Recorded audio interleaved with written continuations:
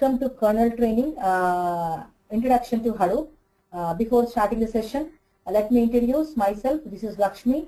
I am a grid computing scientist. I'm working as, and I'm having nearly 12 years of training and development experience in the area of computer science and engineering. Let us start the introduction to Hadoop. I welcome to everybody and I wish you good luck and happy learning from kernel training.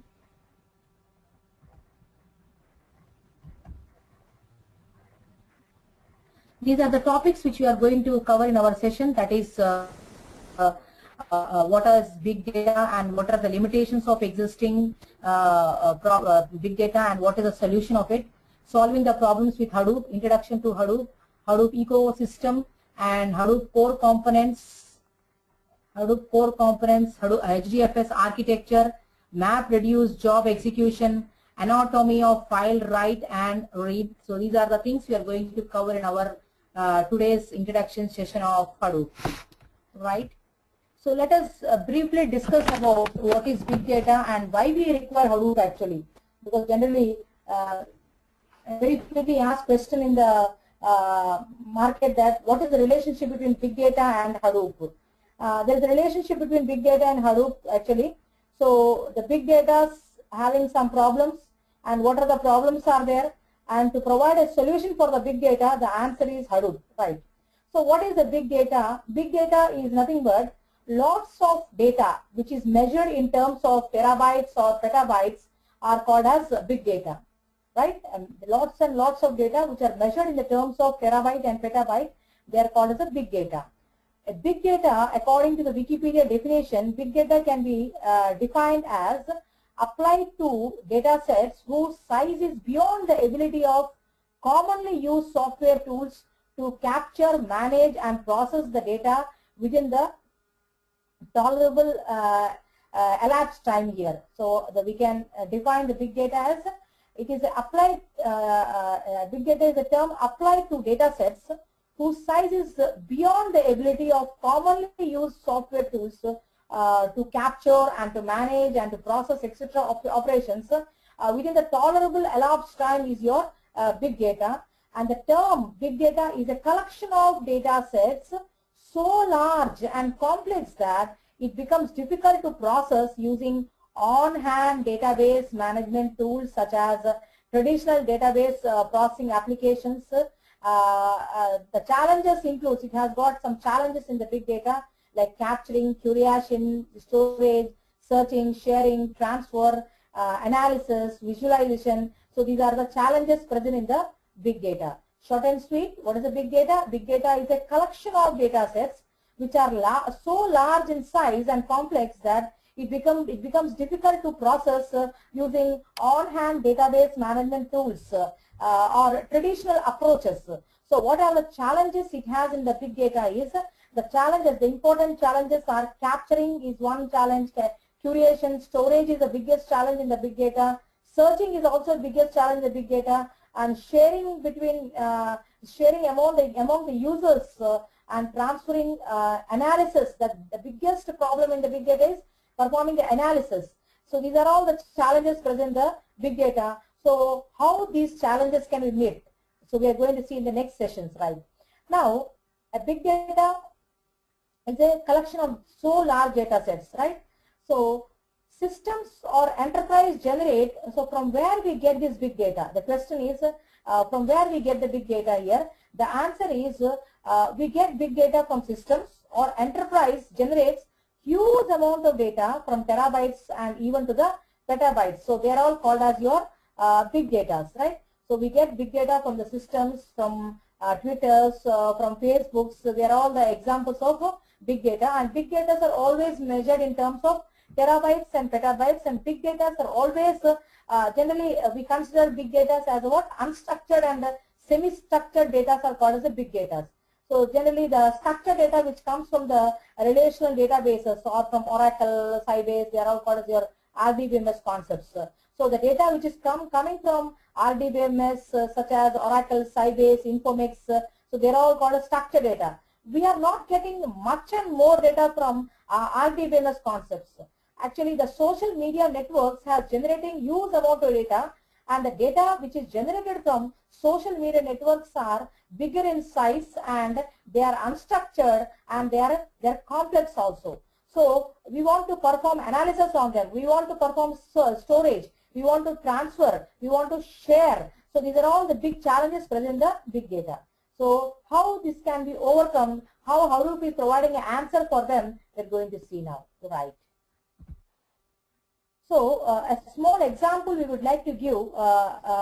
Everybody knows that this is our New York Stock Exchange market. This is your, and the analysis is saying that the NYSE is generating nearly 1 terabyte of data per trade. It is generating 1 terabyte of new trade data per day to perform stock trading. Wow. So just with the analysis of New York Stock Exchange per day, and for new trade, it is generating how much data? 1 terabyte data it is generating.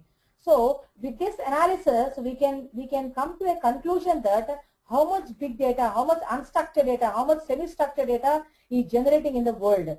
So with that only we can analyze that. And once big data we are getting from particular organization or from particular sector or from particular enterprises, after generating big data, every enterprise, every sector wants to perform analysis. Why they want to perform analysis? They want to know that how the business is going on, how the what is the standard of the enterprise, how many strategies the enterprise is meeting, what are the success levels of the sectors. All this can be determined with the help of what? Analysis only. So our question is, more and more big data is coming. Just an example we have given, the New York Stock Exchange. Just with this example only we can consider nearly we are getting 1 terabyte of data. So we can consider from various sectors. So we get more amount of data we are going to get. So after getting this data, the problem is that we need to store them. We need to search. We need to transfer these files among different users or different areas or different zones. Why we want to transfer? We want to transfer because we want to perform the analysis. Why we want to store? We want to perform the analysis. So all these things can be performed with the help of the Hadoop. So this is a small example we have shown. We'll go to the next slide. Right. Now, where does big data come from? Right. The big data comes from different kind of transactions. The big data comes from enterprise data. Just now I explained. The big data comes from the public data. The big data comes from the sensor data. The big data comes from the social media. So these are all the different zones from where we get the big data, right? So how this data can be handled, we have to see now. So now by this time, everybody got the conclusion that what is big data and what are the challenges present in the big data, and from where we are going to get the big data. By this time we came to know it. But short and sweet, I would like to repeat once again. So big data, which is bigger in size, which is measured in terms of terabytes and petabytes, and large data sets which are so complex that the processing becomes difficult with the help of existing traditional approaches. And what are the challenges are there? It has some challenges like searching, transferring, curation, storage. So these are all some challenges present in the big data. So from where we get the big data? So we get the big data from different zones. So we get big data from enterprise zone, we get big data from public zones, we get big data from sensor data, we get big data from public media, from social medias, we get big data from transactions. These are all the different zones from where we get the big data. So basically the data is coming from everywhere. What are everywhere? Like sensors used in gather climate information. For instance, just one or two examples we'll see, then we'll go to the next slide. Just to have a clarity on what is big data, from where we are getting the big data, why big data requires solution. To have clarity on that, I'm just explaining this. So just I would like to give the explanation for the first concept. Sensor used to gather climate information. Generally, I would like to give example of India country. So what happens here is, in India, some area has got lot of rainfall, and some area has got high temperature. Some area has got low temperature. Now, at the year when the summer starts, I would like to at the beginning level or at the end of the summer, I would like to give an analysis report to the citizens of the country stating that during the summer season, this was the very highest temperature day. And that also happened in so-and-so zone or so-and-so area of the country. So like that, I can do the analysis. Similarly, I can also estimate and I can analysis that the most highest rainfall has been occurred in India in particular zone, and what is the level of water has been generated, and in which dams it has been stored more, or in which zones the water flows have been increased.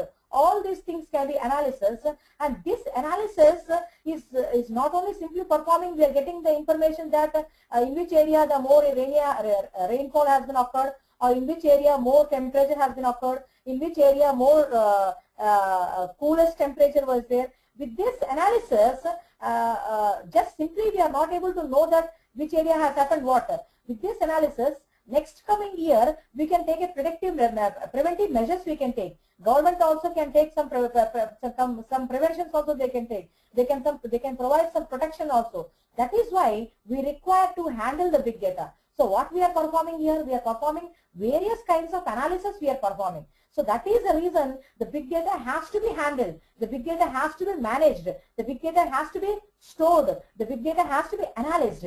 For that, answer is Hadoop. Who is performing all these things? Hadoop is performing all these things. Sandeep is asking a question, what are the opportunities of Hadoop? Sandeep, I would like to give you a good answer for you, and good news also. I want to tell you that there are plenty of opportunities for the Hadoopers. There are a number of opportunities are present for the Hadoopers. So you learn happily and concentrately, put all your stress and effort. Certainly you are going to be blessed with a good and extraordinary job. But the thing is that you need to practice along with us. You need to listen to the classes carefully.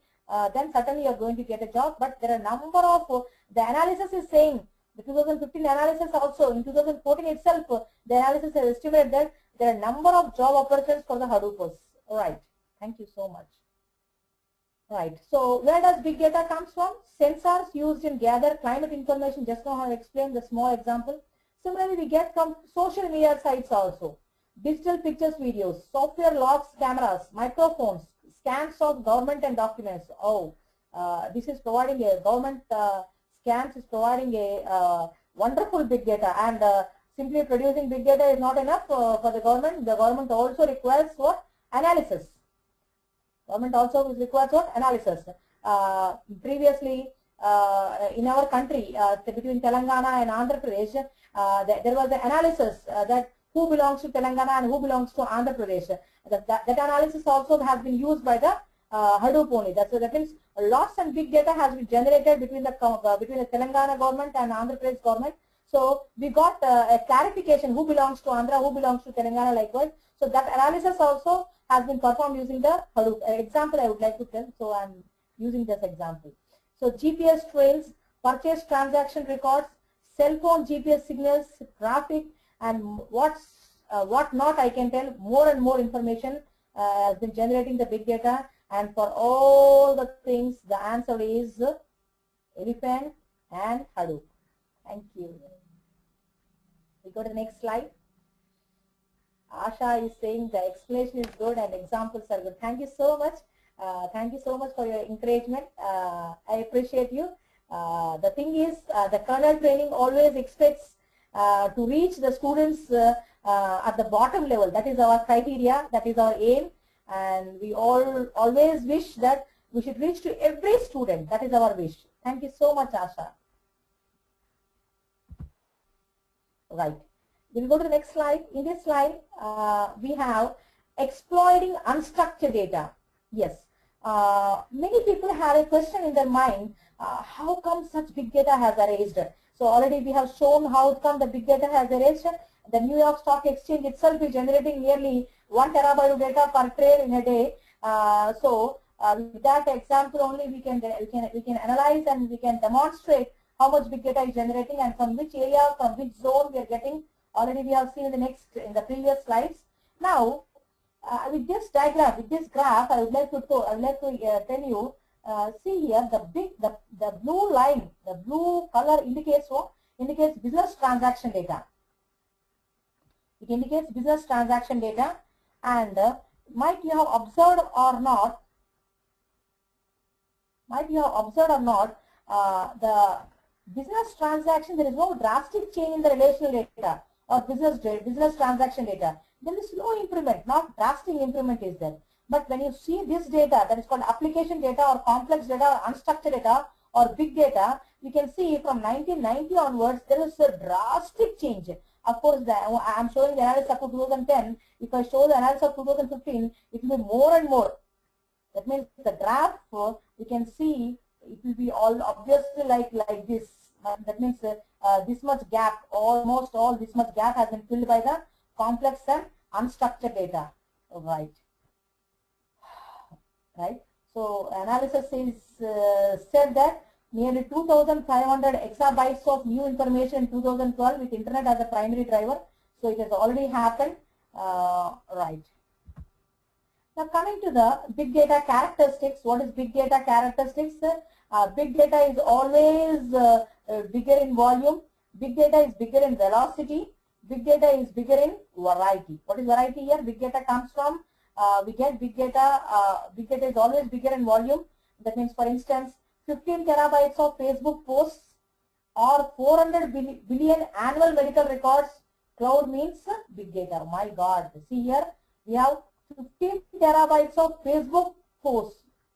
15 terabytes of Facebook posts and 400 millions of annual medical. So we get bigger data from social media networks and from the medical, because every now and then a new disease has been detected, and every now and then every person is infected or affected with some kinds of diseases. So it is also providing, producing the bigger data here. So big data is always bigger in volume, and big data is bigger in velocity also, and big data is bigger in variety. What is variety here? We get structured and unstructured data such as text files, images, audios, videos, log files, emails, simulations. Yes, a lot of scientists do simulation works, because as I'm a scientist, so we do lot of simulation works, because unless and until we get the results, we process it, and we do continuous comparisons. Why do we do continuous comparisons? Because we want the excellent and extraordinary comparison between the one algorithm to another algorithm. For that purpose, we require to make use of simulation tools. So that is also produce a bigger and bigger data here. 3D models, they're all the different things. Okay, so here I have explained my examples here. New research shows that substantial amount of an organization data is not numeric. However, such data is equally important for decision-making process. I would like to give small example on my simulations here. Why you do perform simulations? I want to perform simulations just to prove that the previous algorithm has slow compared to the new proposed algorithm. So for that purpose, what I will do, with the simulation, I am taking decision making. With the simulation result, I am taking a decision making. But the simulation result with the help of simulation results, how I am taking decision making, the simulation has generated more amount of data. The simulation has generated velocity of data. So with the help of that data, I am just analyzing and saying that the first algorithm is better than the second algorithm, or second algorithm is better than the third one. So that is called as decision making. So it is wonderful job it is going to perform with the help of the simulation works. So the characteristics of big data is the big data is always bigger in volume, big data is bigger in velocity, big data is bigger in variety. Right. Short and sweet question for you. Please answer this question if you can. Map the following corresponding data types: XML files, Word documents, PDF files, text files, email body, data from enterprise systems, ERPM and CRPM. So please answer, please type your answer in the chat window, so that we'll be analyzing that how much concept you have understood from the previous slides, so that we can go with the next slides. Okay, Ashish is saying XML files are unstructured, Word files, PDF type files, text files are unstructured, emails are unstructured, and data from enterprise systems are structured. Okay, some other is saying some answer. Okay, very good. You analyze your answer. We'll go with the answer in the next slide. XML files are semi-structured data, they are called as, whereas Word documents, PDF files, text files are unstructured data, and email bodies are unstructured data, whereas the data which comes from enterprise level, they are all called as structured data. Okay. Thank you for your answers. You are all understanding the concepts. I appreciate you. Thank you so much. Thank you so much. Okay. Can we go ahead with the next slides? Please type in the chat window quickly so that we can go to the next slides. Okay. Okay. Thank you so much. We'll go to the next slides. Okay. Right. Now, who are the big data customers? So, who are the big data customers? So, these are all the big data customers we are getting here. So, big data customers are from web and e-tailing, recommended engines, ad targeting. These are all the big data customers. Search quality, abuse and click fraud detection, telecommunications are the very big data customers. Customer charm preventions, network performance optimization, calling data records, and analyzing network to predict failures. Right? These are all the various customers of big data. So we will get into these big data customers, how these customers are getting big data, and how these big data customers are producing solutions, how they are providing analysis. All these things we are continuing in the next coming classes and next coming sessions with the help of examples. So right now, I'm sorry. Right now, these are the customers we are having. So with the names itself, we can understand that how much big data they are getting. Telecommunications are providing a big data because number of calls, who has made, how many seconds they have spoken, with which country they have spoken, how many minutes, with what network, all the things can be produced from the telecommunication. Similarly, the network performance also can be obtained with help of the network performance also obtains big data. So these are all the examples of big data customers. So big data customers also, these are also some of the big data customers. Continuation we have, might everybody remember or not, Aadhaar has generated wonderful big data. So from Aadhaar, we'll see the Aadhaar example. The Aadhaar has generated a very large amount data. Just one example I would like to take for the Aadhaar. Aadhaar has produced bigger data by considering one person only. Previously, before the existence of Aadhaar, the government made use of some ration cards only. People like country from India, to prove their citizenship, they have their only ration cards. But with the ration cards, we have only what name, door number, which society he belongs to, something like that information. But Aadhaar has not taken that information.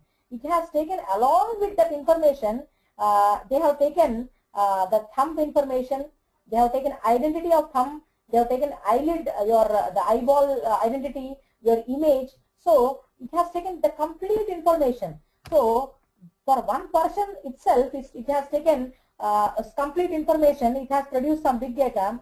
So if you take the complete country's information, then obviously it will be a bigger data also. So with the help of Aadhaar also, lot of predictions can be performed can be carried by the government. They can perform lot of analysis also. Right. So big data customers are fraud detections and cyber security, welfare schemes, justice, healthcare and life science. Big data is producing lots and lots for this big healthcare and life science. As I explained you already that as of now, lots and lots of data, lots of new diseases are arriving, and every now and then every person is infected and affected with different kinds of diseases. So why we require to maintain all the information? We require to maintain all the information because we want to take a preventions. We want to produce drugs for them, so that previously maybe before 6 years back, many people have been infected with swine flu. And recently also the swine flu has taken a wide place in the health science, in the healthcare system. So with the help of previous data, they have done an analysis. With the help of previous big data generation, they have analyzed that it has taken so many lives in the previous years, and now it has been reduced. Why it has been reduced? Because the prevention has been taken. Lot of the government is producing lot of cares and preventions among the social people. What are the prevention has to be taken? What are the care has to be taken? What are the preventive measures has to be taken? What are the medicines are there? And what are the different signs of the swine flu? So with the help of the prevention, the analysis only, the control has been taken. So that is one example I have used here. Health information exchange, gene sequencing, serialization, healthcare service quality improvements. So these are all interconnected with one another. Healthcare, health information, healthcare, these are all interconnected. Drug safety, these are all. Okay, so previously, when 6 years back when swine flu came, at the time there was no vaccine was there. But now the government has, with the big data analysis, a lot of big data has been generated. So with the help of big data, they have analyzed. Yes, so many people were died. So many people, so many things has happened. So many children got infected. So what the government has done, they have detected the vaccines. So with the help of that, we have got complete care on the health zone. So these are all the interconnected big data customers: healthcare, health information, healthcare service quality, drug safety, etc. Some other big data scenarios. These are all the big data scenarios. Banks and financial services. So in banks and financial services, useful for modeling true risks, threat analysis, fraud detection. Yes, for fraud detection, the big data is doing a wonderful work. And trade marketing here, credit scoring and analysis. The big data customer scenarios could be again retail here, point of transaction analysis, customer churn analysis, sentiment analysis. Yes, the sentiment analysis is going to provide a big data customer analysis here. For sentiment analysis, I would like to give a small example. Previously, the Akshaya Tritiya is one festival celebrated by the Hindus. It is some sentiment, people that on that day it is very good to buy some gold. So that is called what? Sentiment analysis. So with the help of sentiment analysis, the business has been increased more for the gold business. So that is also an example for the big data customers. Yeah. So with the previous slides, we have come to a conclusion that what are the examples of big data, what are big data, what are the problems of big data, from where we are getting the big data, and how the problems can be avoided, and who are the big data customers. All things we have seen. We will see something about DFS now. Yes. What is the DFS? DFS stands for Distributed File System. Now, why we require DFS? Now the question is, why we require DFS? We require DFS because, for instance, imagine we have 1 terabyte of data. We have 1 terabyte of data for imagine. And I'm having only one server, and I'm having 4 I/O channels. What is I/O channels? Input, output channels. Each channel is having 100 Mbps, and to process this data, what data? 1 terabyte of data. To process 1 terabyte data on one server of 4 I/O channels, each channel is having how much? 100 Mbps. It has taken nearly 44 minutes of time. My God, right? The same thing if you perform with the help of DFS, that is called Distributed File System. Our Hadoop works on Distributed File System, and the base architecture of Hadoop is grid computing. What is the grid computing? Grid computing is a mechanism of extracting all the resources from idle machines and applying to provide solution for the bigger task. So the base work of the Hadoop is your grid computing. Theoretically, if you see, the base work of Hadoop is grid computing. The same thing if you see with the DFS, that's called Distributed File System, same 1 terabyte of data, if you process using 4 I/O channels here, and we have each I/O channel same speed, we are having 100 Mbps. It has taken how much time? Just 4.4 minutes. there is a drastic difference. That means it has taken nearly 44 minutes of time. It has taken only 4.4 minutes of time. That means the DFS, distributed file system, is performing work on distributed channels here. So here what happened here? More 1 terabyte data has been processed using 4.4 minutes of time. So that is the difference between the DFS and the normal architectures, right? So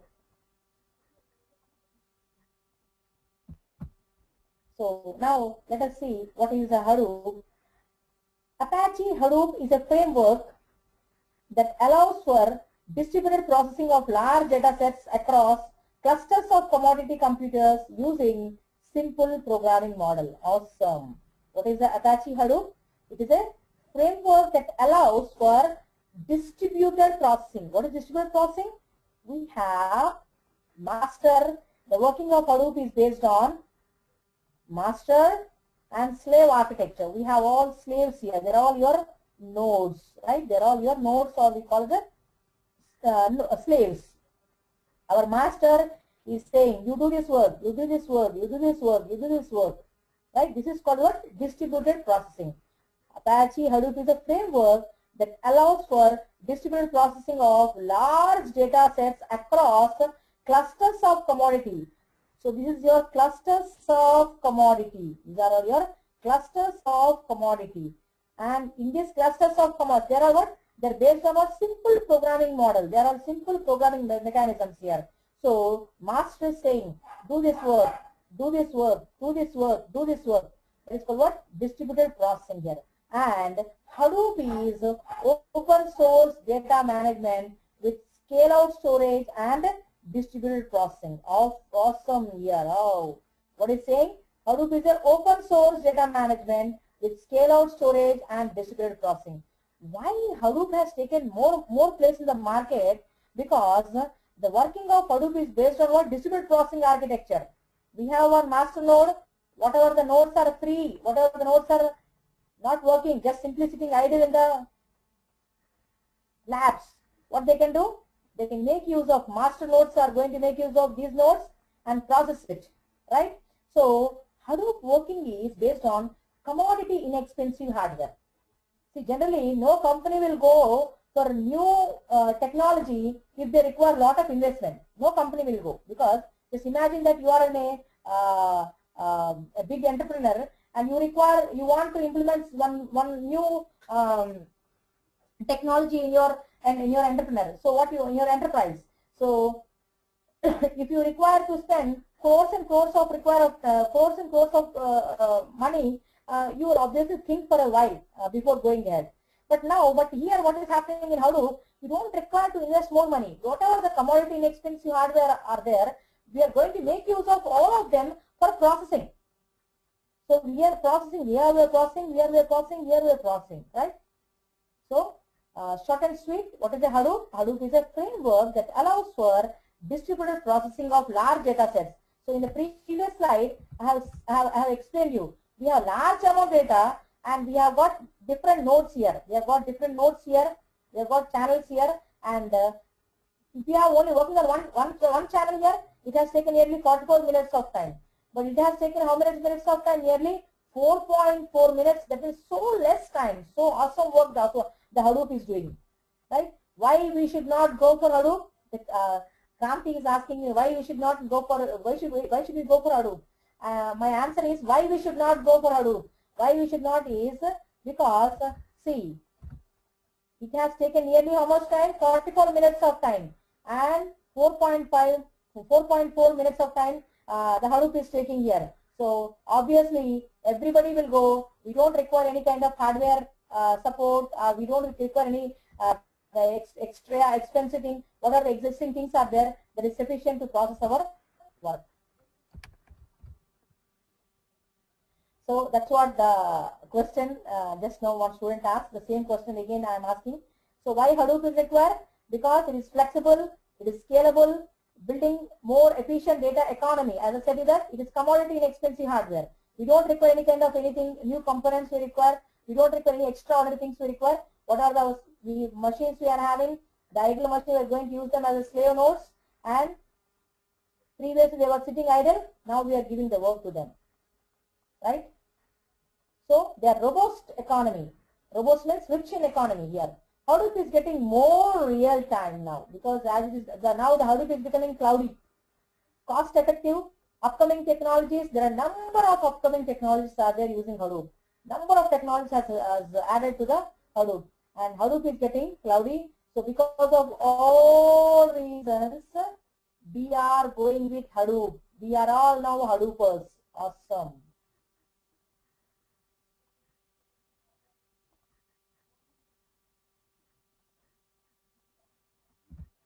Right? A simple question for you now. What are the slides we have discussed? It's a question time now. Let us have the question.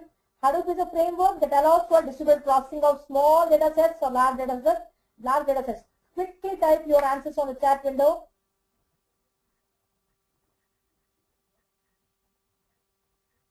Okay, everybody said large data sets. Some said both. Yes, the answer is large data sets, small data sets, but the reality of the Hadoop comes with large data sets because small works means it doesn't make any sense. So always processing of large data sets only are going to show the importance of Hadoop. It does not mean that Hadoop will not process small data sets. It processes small data sets also, but the power and the agility of the Hadoop comes only with the large data sets, right? Okay, very good. Oh, thank you so much. The explanation is very good. Okay, very good. Thank you so much. Thank you so much. I appreciate you. Thank you so much. It is a wonderful treat for me. Thank you so much. The credit goes to Kernel Training. Thank you so much. Okay, thank you. Okay, so this is the ecosystem of the Hadoop here. So let us see the ecosystem of the Hadoop here. We have Apache Oozie, we have Hive, we have PigLatin, we have Maho, we have MapReduce framework, we have HBase, and we have HDFS, that's called Hadoop Distributed File System, Flume, Scoop, etc. Now, how these are going to work and what are the things we have to learn? Simply, we can say that these are all the modules also we can say, but how it is going to do work and what modules are going to do, these are the things we are going to learn in our Hadoop sessions, next coming sessions, right? So, we'll just take a break, small break, just 1 second.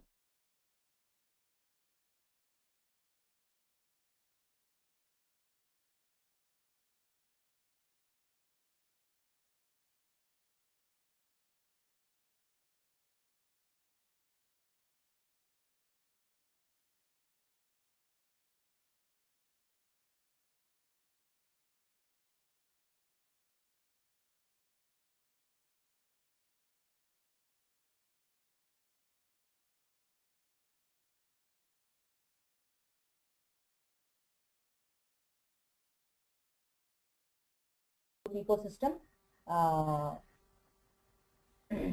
So just imagine that the Hadoop ecosystem just as a small, as a human being, right? So just as an example, that's all. Please to make you understand in a better manner, right? So we have Flume and Scoop here. So Flume and Scoop are used. These are all two technologies or the components which are used for importing and exporting the unstructured data and structured data. Why we require to import? We require to import because as already I have explained you that Hadoop distributed file system is going to process it.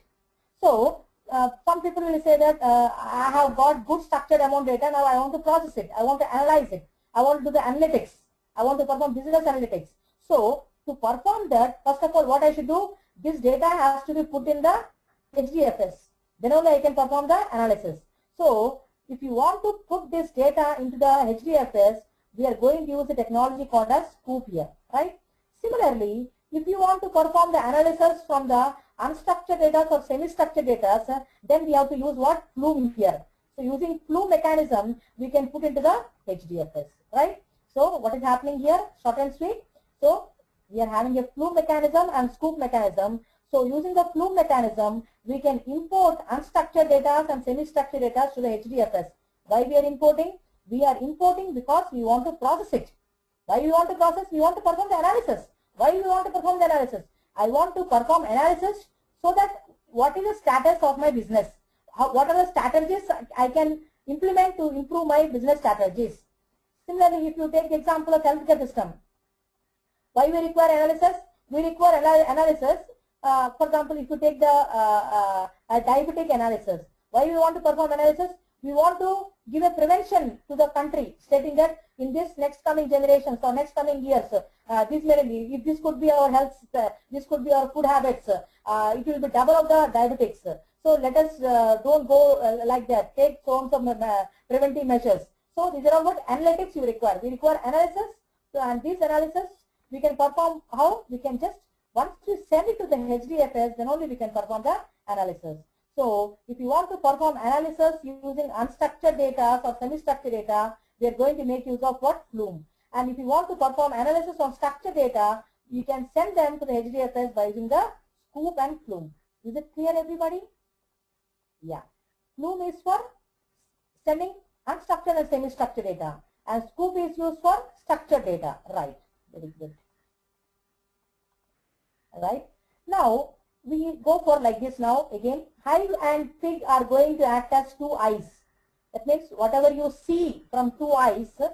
See, I'm telling you once again. Just these are the example I'm telling you, just for remembrance purpose and for understanding purpose. So you don't think that Hive and Pig are really acting as eyes of Hadoop. It is not like that. Just for to make understanding, I'm just explaining, that's all. So Hive and Pig acts as a two eyes here. As I already said you that the ecosystem explaining as a human body. So Hive is it is going to, if you want to perform your processing analysis by using normal structure query, normal query language, then you can perform what? Hive, right? Shiva is asking me, if it is a replacement of data warehousing. No, not at all. It is a replacement. It is not at all replacement for data warehousing. So it is additional. It is added. Frankly speaking, it is an addition to data warehousing mechanism. Right. Thank you. Right. And using Pig, you can perform analysis by writing some English-like scripting. You can write by using the Pig Latin. That means the analysis we can perform either by making use of query language by using Hive, and the people who know scripting language, they can make use of Pig, right? Coming to Mahout, what is a Mahout is? Mahout is a machine learning. So Mahout is not part of our course. Why is not our part of course? Because it is part of administration. For maintenance purpose, they are going to make use of machine learning here. So as everybody knows that Mahout is a Sanskrit word. The person who controls the elephant is a Mahout. So the controller of Hadoop is your Mahout. So the administration part is done by your Mahout framework, right? Now coming to MapReduce framework, MapReduce is going to act as a heartbeat. What it is going to say that? It is going to say that every job operation is going to perform by the MapReduce framework. So the MapReduce framework is going to perform by using the Java, technology. We're going to, of course, we can use the Python, other technology also for writing the programs, but very frequently people use Java framework only. And in our sessions also we are going to use Java only. So people who are very good towards Java programming, they can perform the analysis by using MapReduce framework. And people who have little knowledge on Java, see, it does not mean that okay, already we are getting the questions in chat window. People are now asking now, saying that is Java is mandatory. I will not say mandatory, but it is very good to have a little knowledge on Java programming, as kernel training is already offering free sessions on core Java training. You can go through those slides, you can go through those videos, and you can have a happy learning. But don't be afraid. Even though you are not good towards Java, don't worry too much. You can perform your analysis by using Hive and by using Pig also. But it is an added advantage if you have a good programming on Java, because even you write the Hive query language, it is going to run MapReduce programming in Java only again. In Pig Latin also, if you write the scripting, again it runs the MapReduce coding only. That means even you are making use of Hive or Pig, it is making use of only simple MapReduce programming only. And the storage part, the HBase is acting as your stomach. The storage part is done with the help of your HBase here, that is called as your, it is your NoSQL, right? So short and sweet, once again, I would like to have a discussion of this Hadoop ecosystem. So short and sweet. So to import or export data, we use Flume and Scoop. So whenever we want to import unstructured or semi-structured data, we are going to make use of Flume mechanism. If you want to import or export the the structured data, we are going to make use of Scoop to the HDFS, because unless until you import, you cannot do the processing. And Hive and Pig, Hive is your query language. You can process the analysis by using Hive, and you can process the query, you can process the analysis by using the Pig, which is called scripting, English-like scripting language. It is which is used to perform the analysis here.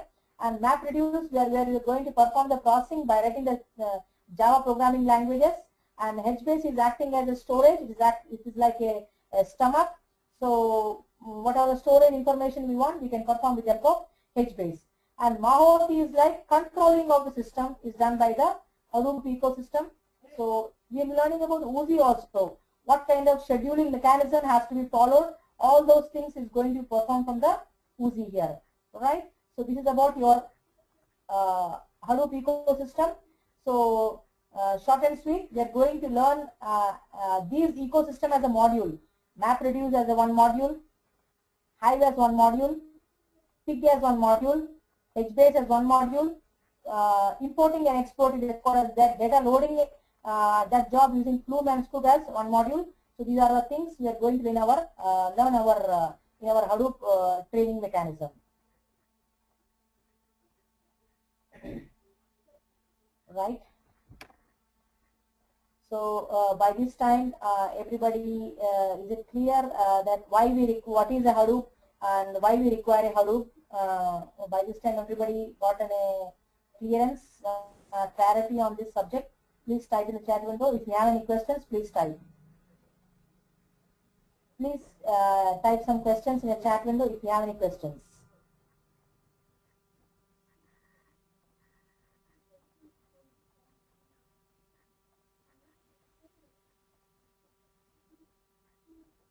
Okay. HBase, yeah, it is like storage. It is like storage. You can perform all the storage by using NoSQL. NoSQL is your not only SQL. So it is not only, that means what are the features we can see in the structured query language. Along with that structured query language features, we can have extraordinary things in this. Of course, yes, very good question. Yes, we are having MongoDB, Cassandra also. Yes, very good. But it is a part of Hadoop ecosystem, so we are learning HBase. Yes.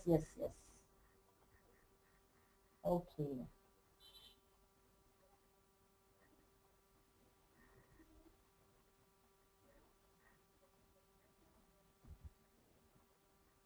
So we'll be learning about Mahout, machine learning and all.